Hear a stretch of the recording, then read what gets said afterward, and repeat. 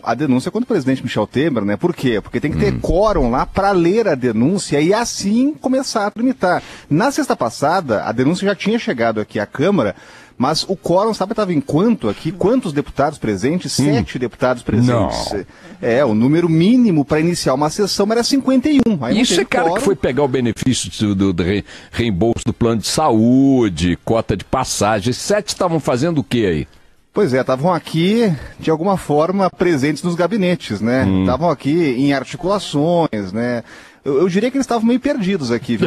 Meio solitários. Perderam aqui, o voo, né? Eles perderam o voo na quinta. Agora, Orengo, você disse que é coisa importante porque seria o dia em que haveria a leitura da denúncia contra o presidente. E tem notificação, né? Aí o presidente notificado. É notificado. Pera, então vamos lá. Ele é notificado, aí instaura-se a comissão na CCJ, enfim, vota-se o parecer.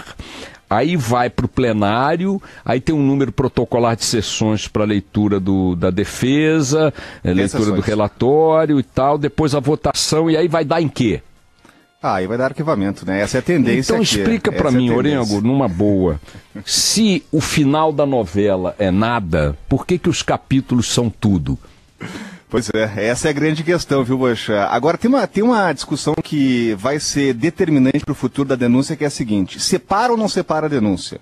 Por quê? Porque tem 2 ministros, tem Eliseu Padilha e Moreira Franco, também investigados lá e denunciados com o presidente Michel Temer. E aí a grande discussão agora é se trata tudo como uma coisa só, uma denúncia só, né? E se arquiva uma, arquiva todas, ou não. Ou trata Eliseu Padilha e Moreira Franco e uma outra discussão. E aí por trás disso tem também uma discussão política, né? Aliados do governo, do Centrão, querem ganhar poder de negociação, a gente sabe o que aconteceu na primeira denúncia, e querem avaliar a discussão em torno de Eliseu Padilha e Moreira Franco de forma separada. Uma questão técnica, até o momento o parecer jurídico da casa é pela denúncia unificada, mas esse vai ser um assunto para se discutir aqui na Comissão de Constituição e Justiça. Bom, considerando que nem a PGR nem o Supremo fracionaram a denúncia, esse é o argumento que parece que está pesando favoravelmente à manutenção de sua unidade. Exatamente. Mas, supondo que mantenha a junta, enfim, a denúncia íntegra ou a denúncia separada, para dona Juventina e senhor Adamastor, qual é a maldita importância disso? Só para eu entender. Porque teria como consequência o seguinte, Boechat: se separar, arquiva a denúncia contra o presidente, essa é a tendência, e aí se pode investigar, denunciar lá os ministros. O caso dos ministros andaria em separado, eles seriam lá processados, a denúncia chegaria ao Supremo para avaliação dos ministros, dos ministros do Supremo. Agora, se arquivar tudo de uma vez só, os ministros estão livres, né? Não vão responder. Já tem ministro sendo investigado? Investigado sim, denunciado ainda não. Já tem investigação em curso a respeito de alguns ministros. Agora, denunciados não. E aí é bom lembrar aquele parâmetro estabelecido pelo presidente. Mas que ele já reviu, né? Já reviu, exatamente. O parâmetro de que ele afastaria ministros que fossem denunciados, não é isso? Temporariamente, né? E se tornassem réus, eles seriam exonerados. Então, se nem isso vai acontecer, repito a pergunta em nome do senhor Adamastor e dona Juventina, vai acontecer o que então? Praticamente nada. Nada, né? Agora, vem cá, não acontecendo nada nisso, o que está programado aí na pauta, nas comissões, alguma coisinha? E votação de reforma política, viu, Boechat? No Senado, né? Aí a discussão sai da Câmara, vai para o Senado, e aí a respeito daquele fundo eleitoral. Tem 2 propostas, né? A proposta do senador Ronaldo Caiado, que acaba com o tempo de rádio e televisão e usa o dinheiro que é passado para as empresas de comunicação como compensação para aí sim financiar as campanhas eleitorais, e também a discussão a respeito da matéria e da proposta do senador Romero Jucá, que estabelece também o repasse de verba de emenda parlamentar para as campanhas. Aí mexeu num vespeiro aqui, né? Porque nenhum senador, muito poucos deputados e senadores querem abrir mão de emenda parlamentar para financiar a campanha, né? E aí tem uma discussão e tem um argumento que pesa muito aqui, que é o seguinte: muito da emenda parlamentar e das emendas parlamentares liberadas, elas financiam projetos de saúde, de educação, a liberação de verba para a construção de uma escola, de um posto de saúde, de uma ponte. E aí o argumento é o seguinte, vão tirar dinheiro dessas áreas fundamentais para investir em campanha política. Então essa vai ser uma discussão no Senado nessa semana. Isso se as emendas financiam essas coisas, né, meu querido Orengo? Porque financia muita bobagem também.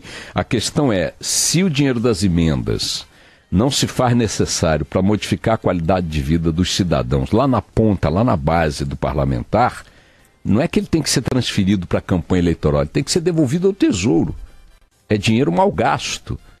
Então, quando se diz, como o Eunício de Oliveira, que esse dinheiro não vai sair da educação, não vai sair da saúde, vai sair de onde? De um repolho?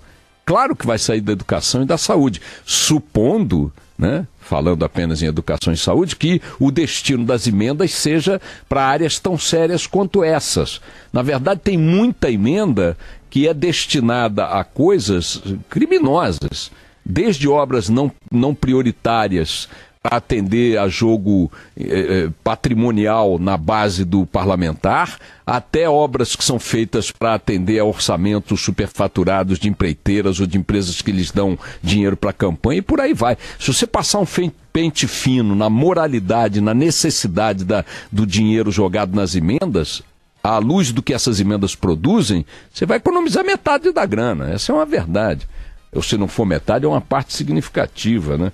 Agora, Orengo, na pauta do Brasil Real, alguma coisa, tipo mexendo com leis... Maioridade penal. Maioridade penal. Onde é que está a maioridade penal? CCJ, Comissão de Constituição e Justiça. É uma proposta que já passou pela Câmara e está na pauta de votação, né? Não tem nem mais discussão, agora é para votar. Tem um movimento aqui organizado de parlamentares que estão tentando empurrar com a barriga. Esse movimento está tentando empurrar com a barriga essa matéria para evitar a votação, mas está na pauta, lá na CCJ, para votar nessa semana. E a tese desses parlamentares qual é? Que jamais se vote isso? Que jamais se vote, né? Jamais, aliás, quer dizer, esse não, é um assunto, é um assunto proibido discutir. Que o Congresso se omite, né? Há mais de 10 anos tem propostas nesse sentido e as propostas não chegam para a votação, elas acabam parando no meio do caminho. Quer dizer, quem é contrário à maioridade penal não vai para o voto, para decidir no voto. Ele impede a votação, pura e simplesmente. Olha, eu pessoalmente não sou favorável à redução da maioridade penal como solução geral. Não faz sentido. Você vai reduzir de 18 para 16, vai aumentar o contingente, a população prisional no Brasil, vai botar mais gente nessa máquina de fazer mais criminosos. O sistema penitenciário no Brasil está na mão das organizações criminosas, a gente sabe disso. O crime no Brasil é controlado de dentro das cadeias, é notório isso. Portanto, você vai botar mais massa, mais mão de obra lá dentro. Mas vamos lá, ainda assim é absolutamente legítimo que a sociedade ou parte dela queira discutir isso. Os deputados não podem se omitir nessa discussão, nessa votação.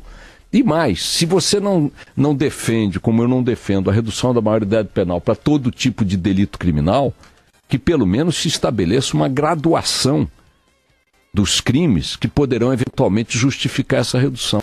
Há dias, dois rapazes, um rapaz de 17 anos e 8 meses, portanto há 4 meses de completar 18 anos, matou uma senhora aposentada com 4 punhaladas nas costas no bairro de Caraí, em Niterói, quando ela tentava simplesmente fugir do assalto. Não é que ela reagiu, deu um tiro, nada, saiu correndo. Uma senhora de 65 anos. Voltando do mercado. Voltando com sacola de supermercado nas mãos, subindo uma ladeira. E foi lá, meteu 3 punhaladas nas costas da mulher. 17 anos e 8 meses. Tem que aplicar a ele algum tipo de pena diferente daquela que se aplica ao menor? Claro que tem. Claro que tem. Há determinados crimes praticados por menores que mereceriam uma leitura diferenciada de outros crimes praticados por menores. Uma coisa é o cara roubar um carro, assaltar um troço, tal, até o porte de arma. Outra coisa é o cara matar alguém de uma forma deliberada, covarde.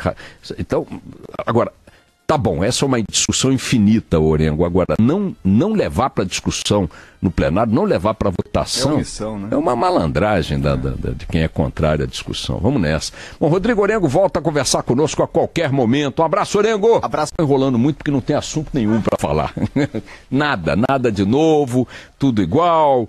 O processo do Temer vai mesmo para a gaveta, aquelas discussões, Lava Jato para lá, Lava Jato para cá, Supremo, né, lá com muitos processos para decidir, as coisas andando muito lentamente, expectativa aí em torno das novas delações a caminho, Antônio Palocci, sabe-se já que bancos estão na linha de tiro, alguns bancos já teriam procurado antecipadamente a Procuradoria ou os órgãos federais, não sei exatamente a quais eles se reportam nessa situação, antecipando propostas de acordo de leniência, ou seja, já reconhecendo que cometeram irregularidades, falcatruas, participaram de ações criminosas no trânsito do dinheiro da corrupção no Brasil nos últimos anos. Isto estaria consubstanciado nas denúncias que Palocci está preparando para entregar. São vários anexos, muitos deles referentes a instituições financeiras. Importante chamar a atenção, muitos ouvintes escreveram várias vezes para cá dizendo isso. Pô, cadê os bancos? Como é que pode? Tem empreiteira, tem estatal, tem doleiro, tem executivo, tem político, tem senador, deputado, governador, presidente, aí não tem banco. Essa dinheirama toda transitou pelo sistema bancário sem nenhuma culpa, sem nenhum olhinho fechado, sem nenhuma assim, concordância e tal. Claro que tem falcatrua envolvendo o banco também, e a denúncia do Palocci vai colocar isso aí debaixo dos holofotes. E repito, segundo li nos jornais esses dias, os bancos já estão se antecipando a estas denúncias e propondo os acordos de leniência para que as consequências legais contra eles sejam menores. Importante também chamar atenção para uma manchete hoje no jornal O Estado de São Paulo, sensacional, mostrando o seguinte: 1 em cada 4 deputados brasileiros federais, 1 em cada 4 deputados federais brasileiros trocou de partido desde janeiro de 2015. Não é que nós estamos falando de uma estatística que percorre um século de parlamento, não. De janeiro de 2015 a agora, outubro de 2017, portanto 1 ano e 10 meses, nada menos que 124 deputados dos 513 que compõem a Câmara Federal trocaram de partido, sendo que alguns deles, como diz o Estado de São Paulo, trocaram mais de uma vez. O que é incrível é que nesta reforma política ridícula que eles estão aí dizendo que estão preparando e tal, estão prestes a discutir finalmente no Senado e tal, os artigos que criavam restrições ou que aumentavam as exigências, as garantias da fidelidade partidária desapareceram. Estão sendo suprimidos da tal reforma política, fazendo com que, do ponto de vista legal, não haja nenhum impedimento a que essa migração de deputados entre as legendas ocorra escancarada e despudoradamente em plena legislatura para a qual eles se elegeram por aquela legenda. Isso mostra, minha gente, o quanto está inútil, o quanto está anarquizada, o quanto está desmoralizada a atividade política no Brasil. Você não tem nenhuma garantia para o cidadão de que o voto que ele está dando naquela legenda que supostamente o conquistou por um determinado programa partidário, que esse voto vai ser respeitado no exercício do mandato daquele eleito. A começar pelo fato de que aquele eleito neste partido não se vê obrigado a permanecer, ou por outra, em querendo exercer o direito de sair, não sofre nenhuma restrição, não devolve o mandato para o eleitor. Já nem digo devolver o mandato para o partido, porque o partido, sendo o que é no Brasil, pouco nos interessaria. Mas eu me elejo, por exemplo, pelo PT, ou pelo PSDB, ou pelo PMDB, ou pelo DEM, ou por qualquer uma dessas sopas de letrinhas que aí estão. Supostamente, eu entreguei a este eleitor, em troca do voto, do cheque em branco que é o voto, um conjunto de promessas consubstanciadas no programa do meu partido. Supondo, evidentemente, que esses programas valham alguma coisa. Mas, em tese, se são vários partidos, tem que ser vários programas e não devem ser os mesmos, porque se os mesmos fossem, não haveria por que ter tantos partidos. Então, você vai lá, vota no deputado da sigla X, baseado num conjunto de promessas coerentes com um determinado programa daquela sigla, E 2 meses depois o cara está em outra sigla. E ele não vai para outra sigla porque descobriu incoerências, incongruências no programa, nos estados. Não, ele vai porque o negócio, o mercado parlamentar é esse. O mercado da política no Brasil é esse. E não é nos pequenininhos, não, hein? Porque isso aí podia ser uma prática da raia miúda, né? Da periferia da política. Não, está no centro do jogo. A crise do momento, embora não vá dar em nada, entre o DEM e o PMDB, refletindo-se aí no Palácio do Planalto, o gorduchinho Rodrigo Maia botou a boca no trombone de que o PMDB está aliciando deputados do PSD, que ele, por seu lado, estava querendo trazer também para o DEM. É um mercado, é um negócio. Aí você diz, mas por que eles fazem isso? Fazem isso porque isso aumenta valor de tempo em televisão, isso aumenta valor de cota de fundo partidário, isso tem aumenta a bancada e, portanto, a capacidade dela de pressionar por mais recursos para seus próprios deputados, emendas parlamentares, pressão por cargos e tudo mais. O jogo é só de mercado, o jogo é só de balcão. E a reforma política que nós estamos vendo aí caminhar para uma aprovação nada mais é do que a manutenção do status quo. Por incrível que pareça, minha gente, este assunto hoje do Estado de São Paulo, que apenas dá o retrato estatístico de uma prática antiga, é a principal notícia do dia. O resto é mais do mesmo, e sendo mais do mesmo, não há por que incomodá-los com minha falação, e passem todos muitíssimo bem. Tchau.